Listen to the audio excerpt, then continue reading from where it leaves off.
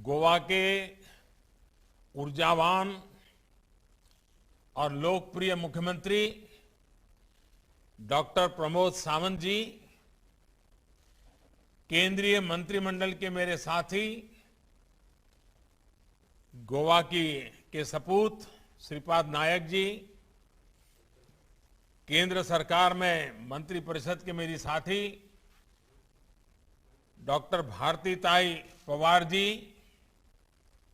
गोवा के सभी मंत्रीगण, सांसद और विधायकगण, अन्य जनप्रतिनिधि, सभी कोरोना वॉरियर भाई और बहनों, गोयच्या मजा मोगाल भावा बहणींना तुमचे अभिनंदन। आप सभी को श्री गणेश पर्व की ढेर सारी शुभकामनाएं।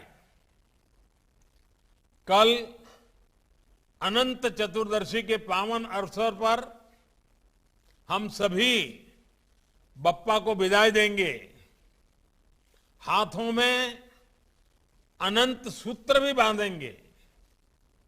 अनंत सूत्र यानी जीवन में सुख, समृद्धि, लंबी आयु का आशीर्वाद। मुझे खुशी है कि इस पावन दिन से पहले गोवा के लोगों ने अपने हाथों पर, बांह पर जीवन रक्षा सूत्र यानी वैक्सीन लगवाने का भी काम पूरा कर लिया है। गोवा के प्रत्येक एलिजिबल व्यक्ति, पात्र व्यक्ति को वैक्सीन की एक डोज लग चुकी है। कोरोना के खिलाफ लड़ाई में ये बहुत बड़ी बात है। इसके लिए गोवा के सभी लोगों को बहुत बहुत बधाई। साथियों, गोवा एक ऐसा भी राज्य है जहां भारत की विविधता की शक्ति के दर्शन होते हैं। पूरब और पश्चिम की संस्कृति, रहन सहन, खान पान यहां एक ही जगह देखने को मिलता है। यहां गणेशोत्सव भी बनता है, दीपावली भी धूमधाम से मनाई जाती है और क्रिसमस के दौरान तो गोवा की रौनक ही और बढ़ जाती है। ऐसा करते हुए गोवा अपनी परंपरा का भी निर्वाह करता है। एक भारत श्रेष्ठ भारत की भावना को निरंतर मजबूत करने वाले गोवा की हर उपलब्धि सिर्फ मुझे ही नहीं, पूरे देश को खुशी देती है, गर्व से भर देती है। भाई और बहनों, इस महत्वपूर्ण अवसर पर मुझे अपने मित्र, सच्चे कर्मयोगी स्वर्गीय मनोहर पर्रिकर जी की याद आना स्वाभाविक है। 100 वर्ष के सबसे बड़े संकट से गोवा ने जिस प्रकार से लड़ाई लड़ी है, पर्रिकर जी आज हमारे बीच होते तो उनको भी आपकी इस सिद्धि के लिए, आपके इस अचीवमेंट के लिए बहुत गर्व होता। गोवा दुनिया के सबसे बड़े और सबसे तेज टीकाकरण अभियान सबको वैक्सीन, मुफ्त वैक्सीन की सफलता में अहम भूमिका निभा रहा है। बीते कुछ महीनों में गोवा ने भारी बारिश, साइक्लोन, बाढ़ जैसी प्राकृतिक आपदाओं के साथ भी प्रमोद सावंत जी के नेतृत्व में बड़ी बहादुरी से लड़ाई लड़ी है। इन प्राकृतिक चुनौतियों के बीच कोरोना टीकाकरण की रफ्तार को बनाए रखने के लिए सभी कोरोना वॉरियर्स का, स्वास्थ्य कर्मियों का, टीम गोवा का हर किसी का बहुत बहुत अभिनंदन करता हूं। यहां अनेक साथियों ने जो अनुभव हमसे साझा किया, उनसे साफ है कि अभियान कितना मुश्किल था। उफनती नदियों को पार करके वैक्सीन को सुरक्षित रखते हुए दूर दूर तक पहुंचने के लिए कर्तव्य भावना भी चाहिए, समाज के प्रति भक्ति भी चाहिए और अप्रतिम साहस की भी जरूरत लगती है। आप सभी बिना रुके, बिना थके मानवता की सेवा कर रहे हैं। आपकी ये सेवा हमेशा हमेशा याद रखी जाएगी। साथियों, सबका साथ, सबका विकास, सबका विश्वास और सबका प्रयास, ये सारी बातें कितने उत्तम परिणाम लाती हैं, ये गोवा की सरकार ने, गोवा के नागरिकों ने, गोवा के कोरोना वॉरियर्स ने, फ्रंटलाइन वर्कर्स ने ये कर दिखाया है।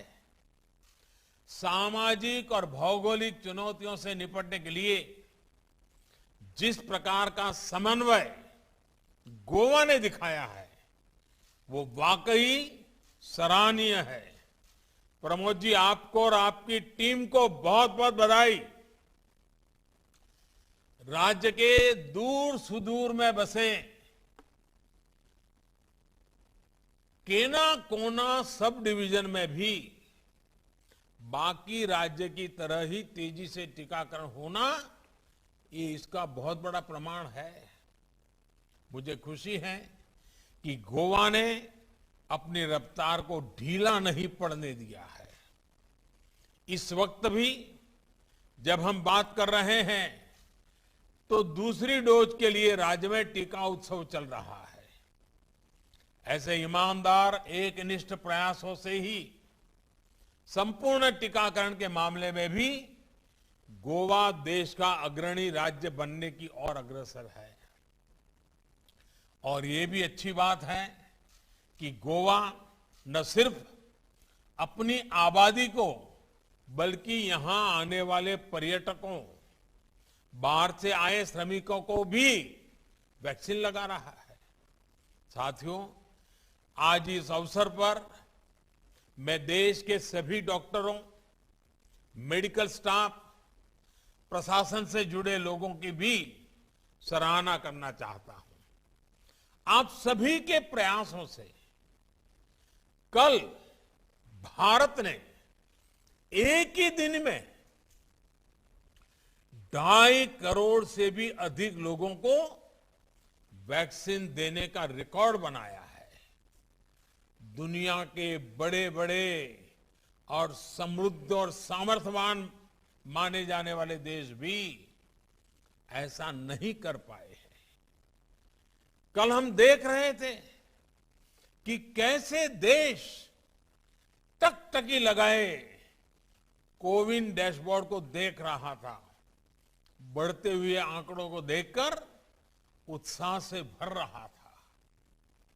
कल हर घंटे 15 लाख से ज्यादा वैक्सीन हुआ है।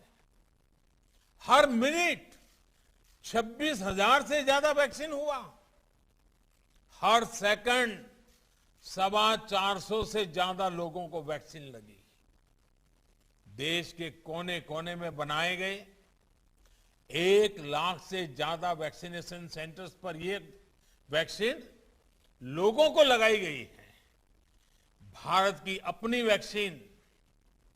वैक्सीनेशन के लिए इतना बड़ा नेटवर्क, स्किल मैन पावर, ये भारत के सामर्थ्य को दिखाता है। साथियों, कल का आपका जो अचीवमेंट है ना, वह पूरे विश्व में सिर्फ वैक्सीनेशन के आंकड़ों के आधार पर नहीं, भारत के पास कितना सामर्थ्य है, इसकी पहचान दुनिया को होने वाली है। और इसलिए इसका गौरवगान हर भारतीय का कर्तव्य भी है और स्वभाव भी होना चाहिए। साथियों,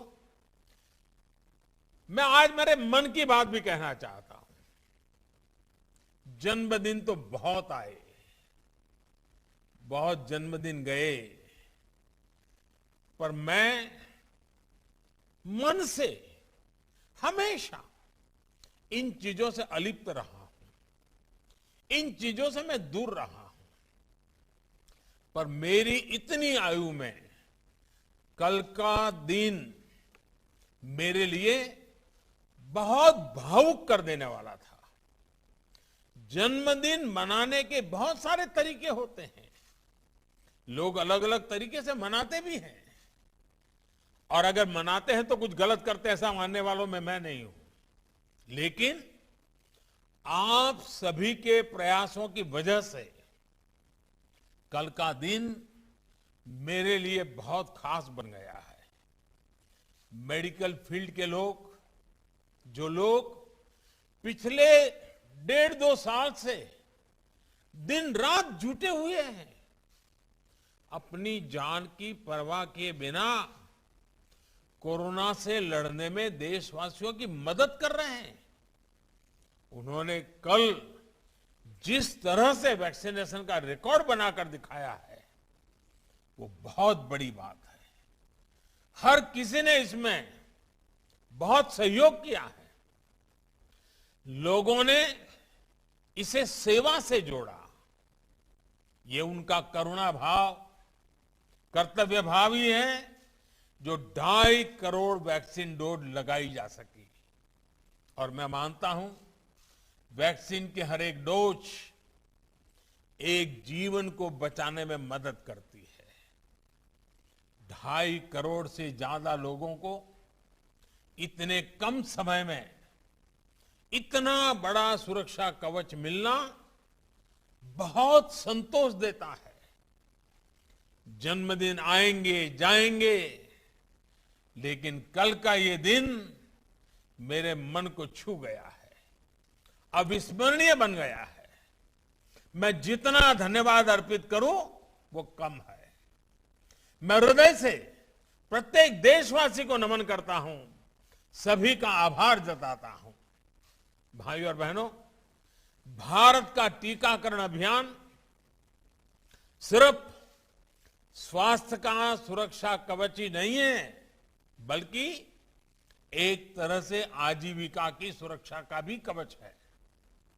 अभी हम देखें तो हिमाचल पहली डोज के मामले में 100% हो चुका है, गोवा 100% हो चुका है, चंडीगढ़ और लक्षद्वीप में भी सभी पात्र व्यक्तियों को पहली डोज लग चुकी है, सिक्किम भी बहुत जल्द 100% होने जा रहा है, अंडमान निकोबार, केरला, लद्दाख, उत्तराखंड, दादरा और नगर हवेली भी बहुत दूर नहीं है।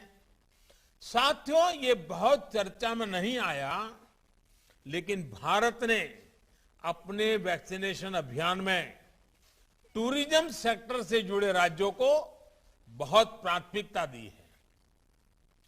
पारंप में हमने कहा नहीं, क्योंकि इस पर भी राजनीति होने लग जाती है, लेकिन ये बहुत जरूरी था कि हमारे टूरिज्म डेस्टिनेशन जल्द से जल्द खुले। अब उत्तराखंड में भी 4 धाम यात्रा संभव हो पाएगी।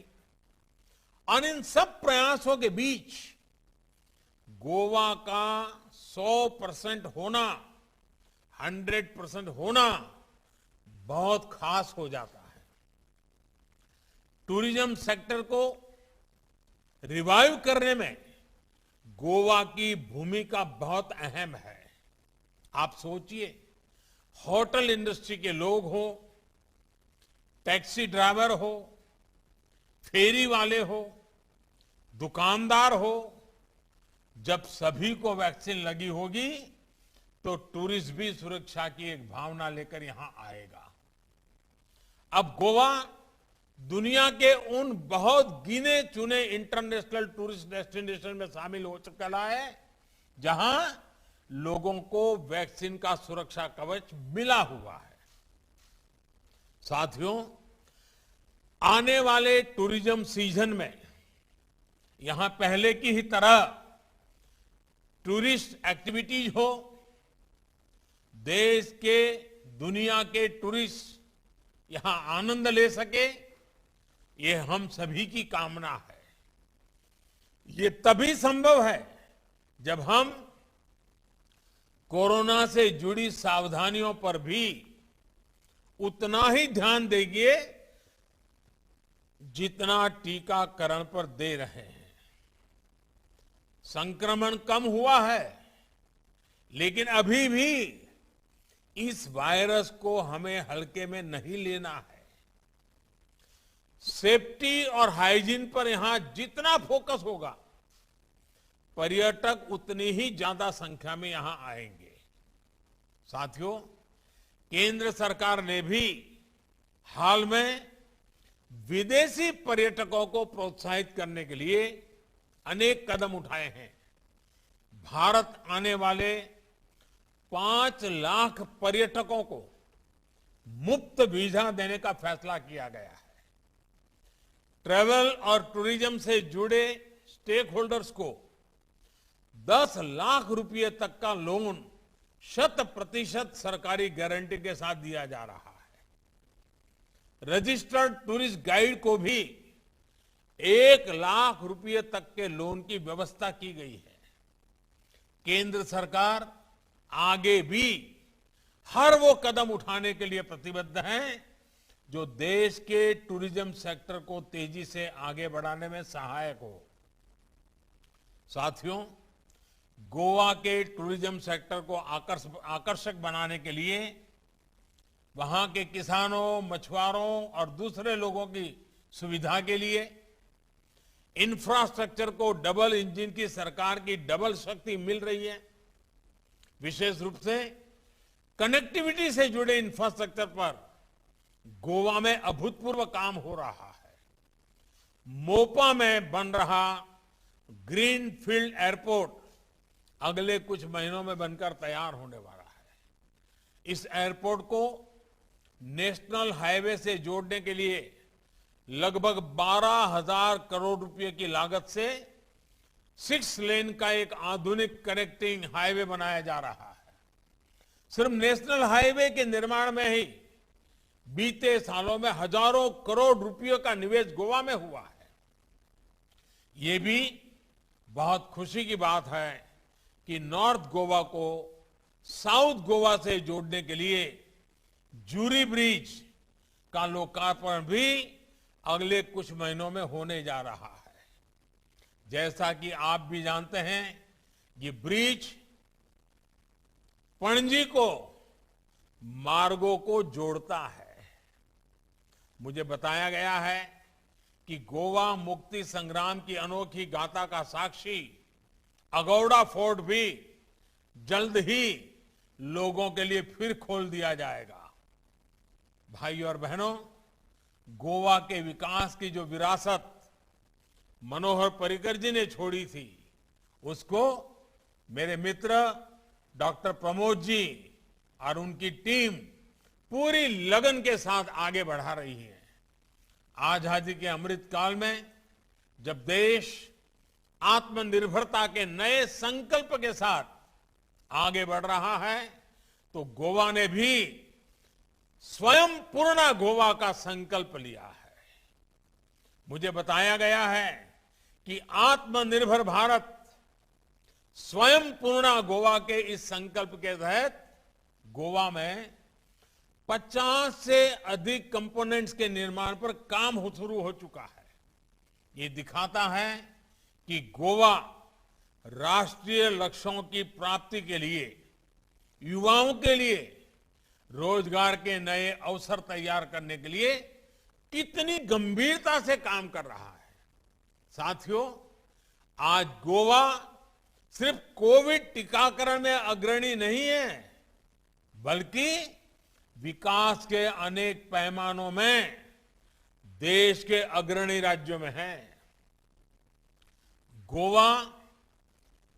गोवा का जो रूरल और अर्बन क्षेत्र पूरी तरह से खुले में शौच से मुक्त हो रहा है। बिजली और पानी जैसी बुनियादी सुविधाओं को लेकर भी गोवा में अच्छा काम हो रहा है। गोवा देश का ऐसा राज्य है जहां 100% बिजलीकरण हो चुका है। हर घर नल से जल के मामले में तो गोवा ने कमाल ही कर दिया है। गोवा के ग्रामीण क्षेत्र में हर घर में नल जैसे जल पहुंचाने का प्रयास प्रशंसनीय है। ये जल जीवन मिशन के तहत बीते 2 साल में देश ने अब तक लगभग 5 करोड़ परिवारों को पाइप के पानी की सुविधा से जोड़ा है। जिस प्रकार गोवा ने इस अभियान को आगे बढ़ाया है, वो गुड गवर्नेंस और ईज ऑफ लिविंग को लेकर गोवा सरकार की प्राथमिकता को भी स्पष्ट करता है। भाइयों और बहनों, सुशासन को लेकर यही प्रतिबद्धता कोरोना काल में गोवा सरकार ने दिखाई है। हर प्रकार की चुनौतियों के बावजूद केंद्र सरकार ने जो भी मदद गोवा के लिए भेजी, उसको तेजी से बिना किसी भेदभाव के हर लाभार्थी तक पहुंचाने का काम गोवा की टीम ने किया है।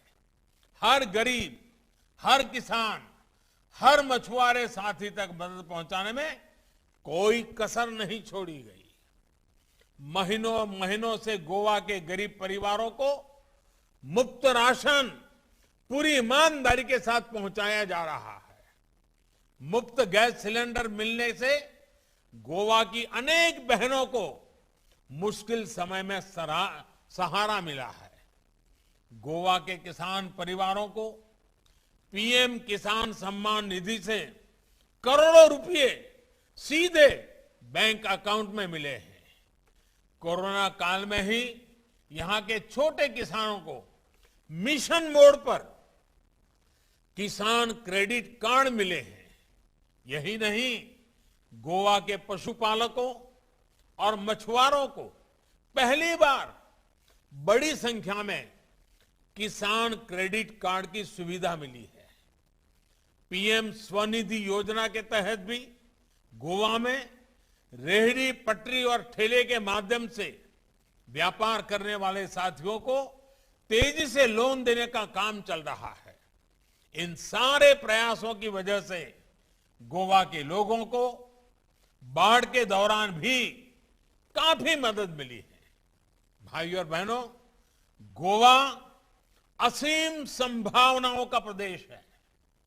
गोवा देश का सिर्फ एक राज्य भर नहीं है, बल्कि ब्रांड इंडिया की भी एक सशक्त पहचान है।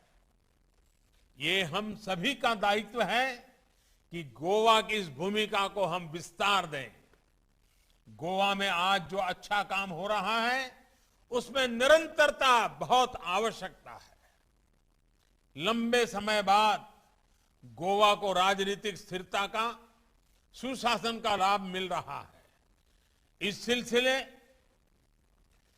को गोवा के लोग ऐसे ही बनाए रखेंगे, इसी कामना के साथ आप सभी को फिर से बहुत बहुत बधाई। प्रमोद जी और उनकी पूरी टीम को बधाई। सगळ्यांक देव बरे करू। धन्यवाद।